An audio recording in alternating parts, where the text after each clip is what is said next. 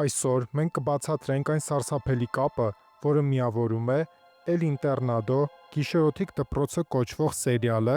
և Ադոլֆ Հիտլերի ամենագաղտնի անմարդկային նախագծերը։ Մենք կխոսենք այն մասին, թե ինչպես են իրական նացիստները բժշկության դիմակի տակ փորձարկումներ արել երեխաների վրա և ինչպես է այդ չարիքի արձագանքը հասել մինչև մեր օրեր։ Ինչ կլիներ, եթե պատմության ամենասարսափելի հրեշները երբեք չհեռանային։ Ինչ կլիներ, եթե նրանք պարզապես փոխեին իրենց անունները,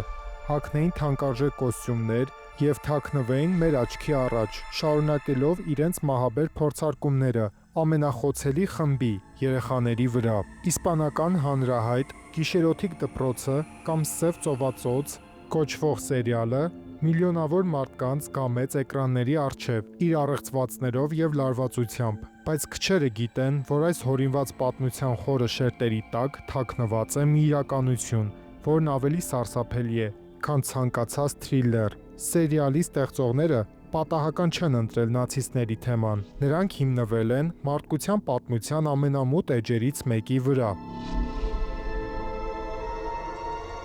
Եկեք սկսենք սերիալից։ Գիշերօթիկ դպրոցը էլիտար դպրոց է, որտեղ սովորում են Իսպանիայի ամենահարուստ ընտանիքների երեխաները։ Սակայն դպրոցի փայլուն ճակատի հետևում թաքնված է մի սարսափելի իրականություն։ Այն կառուցված է մի հին վանքի վրա, որի ստորգետնյա բունկերներում տասնամյակներ շարունակ գործել է Օտոքս դեղագործական ընկերությունը։ Այս ընկերության հիմնադիրները ոչ թե պարզապես գործարարներ էին, այլ նացիստական բարձրաստիճան սպաներ և գիտնականներ, ովքեր 1945-ին նացիստական Գերմանիայի անկումից հետո փախել էին Բեռլինից։ Ինչու հենց Իսպանիա։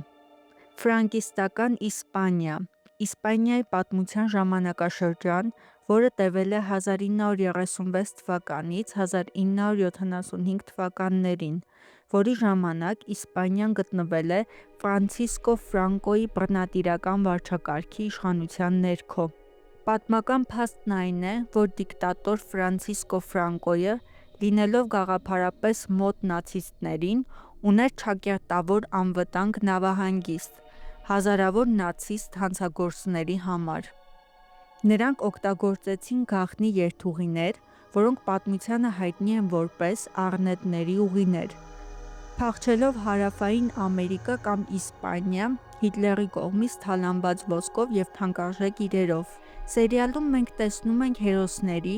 ովքեր տարիներ շարունակ ապրել են որպես հարգված քաղաքացիներ, բայց իրականում նրանք նացիստական դահիճներ են։ Նրանց նպատակը մեկն էր՝ ավարտին հասցնել այն, ինչ չհասցրեց Ադոլֆ Հիտլերը՝ գտնել անմահության գաղտնիքը կամ ստեղծել կատարյալ կենսաբանական զենք, որը կապահովի արիական ռասայի գերակայությունը։ Բայց ո՞րն էր այդ փորձերի գինը։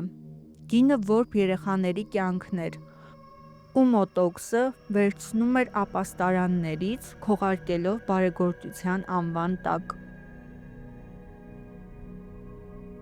Մինչ մենք խորանում ենք սերիալի սարսափի մեջ, պետք է հասկանանք, որ Ադոլֆ Հիտլերի նացիստական Գերմանիայում երեխաների նկատմամբ վերաբերմունքը պաշտոնական գաղափարախոսության մի մասն էր։ Հաճախ մարդիկ կարծում են, թե նացիստները սպանում էին միայն համակենտրոնացման ճամբարներում, բայց իրականում Հիտլերը սկսել էր իր սեփական ժողովրդի երեխաներից։ Դեռ պատերազմի սկզբում 1939 թվականին Հիտլերը հաստատեց մի ծրագիր, որը հայտնի է որպես «Գործողություն T4» անունով։ Սա քողարկված պետական ծրագիր էր, նպատակն էր զտել գերմանական ռասան, ոչնչացնելով նրանց, ում նացիստները համարում էին թերարժեք կամ կյանքին անարժան։ Թիրախները ֆիզիկական արատներով, հոգեկան հիվանդություններով և զարգացման հապաղում ունեցող երեխաներն էին։ Բժիշկներին, մանկաբարձներին և հիվանդանոցների տնօրեններին հրահանգված էր զեկուցել բոլոր ոչ լիարժեք նորածինների մասին։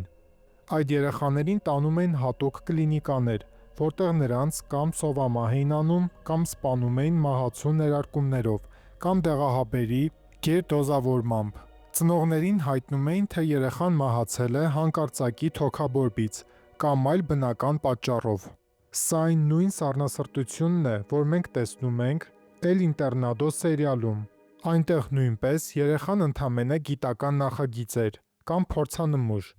Պետական տվյալներով գործողություն T4 ծրագրի շրջանակներում սպանվել է մոտ 10,000 երեխա։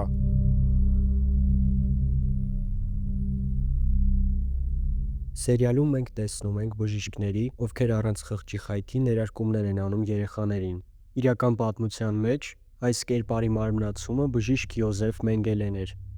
Մենգելեն Օսվենցիմի գլխավոր բժիշկն էր։ Նրա զոհերը հիմնականում երեխաներ էին, հատկապես երկվորյակները։ Նա փորձում էր փոխել երեխաների աչքերի գույնը ներարկելով քիմիական նյութեր անմիջապես աչքի բիբի մեջ։ Նա կատարում էր վիրահատություններ առանց ազգայացման, ստուգելու համար մարդկանց ցավի սահմանը։ Սերիալում երեխաների վրա կատարվող օտտողի փորձերը հենց Մենգելենի սարսափելի ժառանգության արտացոլումն են։ Նացիստները հավատում էին եվգենիկային գիտությանը, որը պնդում էր, որ մարդկությունը պետք է զտվի։ Երեխաներն, ովքեր սերիալում սպանվում էին բունկերներում, խորհրդանշում են այն հազարավոր անմեղ զոհերին, ում կյանքը նացիստները համարում էին կենսաբանական աղբ։ Ինչու է այս թեման այսքան ակտուալ, որովհետև պատմությունը ցույց տվեց, որ շատ նացիստներ իրականում երբեք չպատժվեցին, ինչպես սերիալում բժիշկ Վուլֆը կամ Հյուբերտը տասնամյակներ շարունակ ապրում էին հարգված կյանքով, այնպես էլ իրական կյանքում բազմաթիվ նացիստ գիտնականներ աշխատանքի անցել խոշոր կորպորացիաներում։ Սերիալի վերջաբանը մեզ հուշում է մի կարևոր բան. չարիքը չի վերանում, եթե մենք փակում ենք մեր աչքերը պատմության վրա։ Երբ մենք նայում ենք El Internado-ն, մենք պետք է հիշենք, որ այն ամենն, ինչ տեսնում ենք էկրանին, գաղտնի բունկերները, երեխաների վրա արվող փորձերը, սարսափելի ներարկումները, այդ ամենը մի ժամանակ եղել է դաժան իրականություն։ Ադոլֆ Հիտլերը եւ նրա գաղափարակիցները թողել են մի վերք, որը մարդկությունը դեռ փորձում է բուժել։ El Internado սերիալը մեզ տալիս է հնարավորություն նայելու այդ վերքին, արվեստի եւ առեղծվածի միջոցով։ Այն հիշեցնում է մեզ, որ զգոնությունը պետք է լինի մշտական։